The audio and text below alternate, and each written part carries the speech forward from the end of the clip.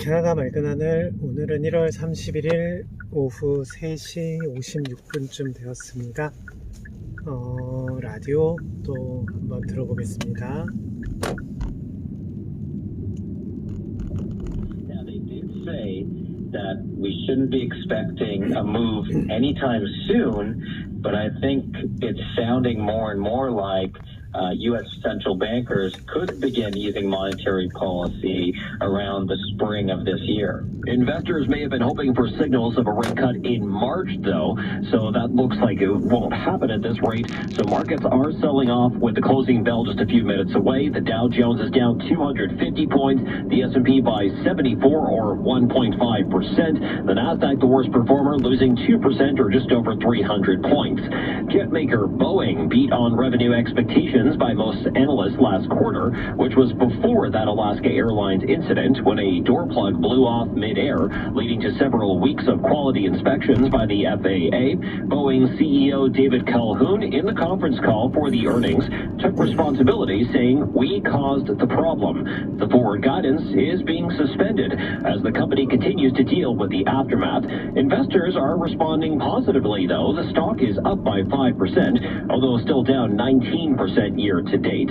On our side of the border, the latest revisions to GDP in November showed the economy grew more than expected at the end of last year, indicating that the economy was not in a recession as earlier thought. The Canadian dollar right now is down 1/4 cent at 74.40 cents U.S., but more so to do with a stronger U.S. dollar following the announcement from the U.S. Fed. The TSX is down almost 200 points, 21,037, somewhat of a ripple effect here from the sell-off south of the border. Commodities mixed, with oil down $2 at $75.80 U.S. the barrel.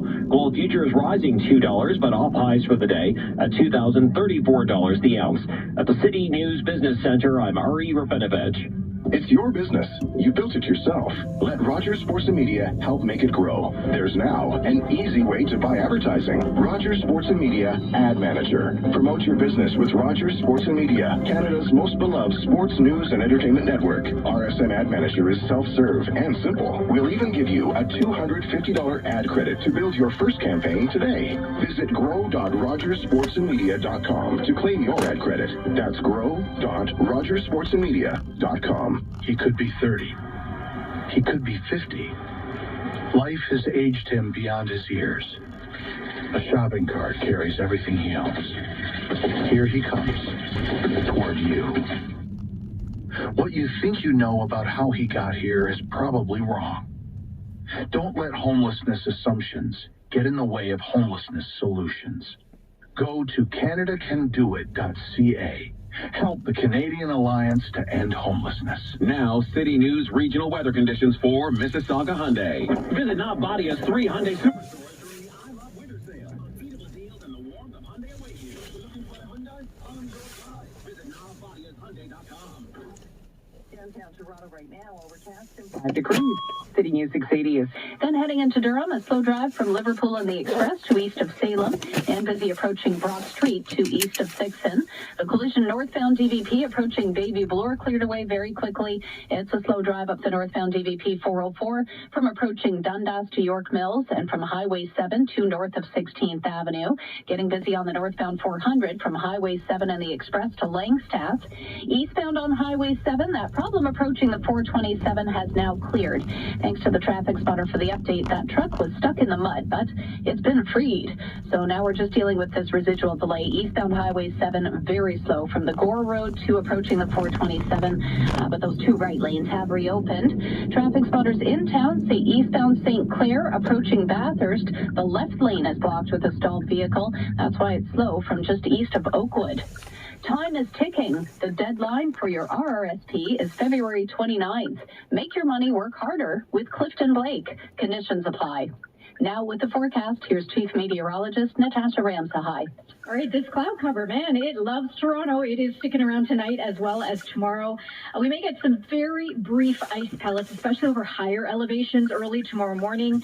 A brief round of passing rain, snow showers through Toronto very fast, and then 1 degree to start off the day. It'll be cloudy and dry midday and could see some on and off drizzle through the afternoon with a high of 5 degrees. Overnight tonight, down to low of 1. It's currently 3 degrees at Pearson. City News Time 4:03. We begin in the movie theaters. Some Cineplex theaters are pulling an action title following a series of drive-by after-hour shootings across the GTA. The violence came on the day the South Indian action film premiered. City's Phil Martino joins us live with the latest from investigators. Phil. James, usually you'll find the drama on the screen, but this time it's happening off screen. Malai Kotai Vallabhan premiered on January 24th, the same day York police say there was a drive-by shootings at theaters in Richmond Hill, Vaughan, as well as Brampton and Scarborough. Michelle Saba with Cineplex says due to circumstances beyond our control, we're no longer playing the film at Cineplex theaters. Cinestars in Burlington has also pulled the film, but Jeff Knoll, CEO of Film.ca Cinemas in Oakville, says he has no plans to remove the movie from his screens. It's our right to show what film we want. And, this is not, 1940s mafia kind of, shakedown thing where we're going to accept. We're going to play what we want. Knoll says he suspects theaters are being targeted because people are fighting for turf. He says there's a lot of competing interests in South Asian film distribution, which is highly lucrative. He calls it business thuggery. Phil Martino, City News. If you've been following the Service Ontario story, and who hasn't, today yet another twist in this journey. It includes Premier Ford distancing himself from the entire affair. Here's Richard Southern. For the first time, the government tried to distance itself from the growing questions regarding the Service Ontario changes. Premier Ford today appeared to try and blame it all on government bureaucrats. By the way, the officials dealt with this. None of us dealt with this. The officials brought this to us, and not that I ever watched the news, but they showed me a clip from CP24. Every single person they interviewed was way to go, keep going. If you watched our newscast, you would see your minister not being able to answer questions about why Staples is getting taxpayer dollars when they admit they're using it to sell printers. My question, sir, is will you clear the air? Will you release the business case for this today, please? See, the officials dealt with this, Richard, but I appreciate your passion about this. The Premier refused to release the business case supporting the government's contention that the deal will save taxpayers money. Richard Southern, City News. City News Time 4:05. More money is on the way to Toronto to help the overburdened shelter system. The federal immigration minister has announced $362 million in additional cash to help provinces and cities address the housing needs of asylum claimants. Minister Mark Miller says the province of Quebec will be getting $100 million.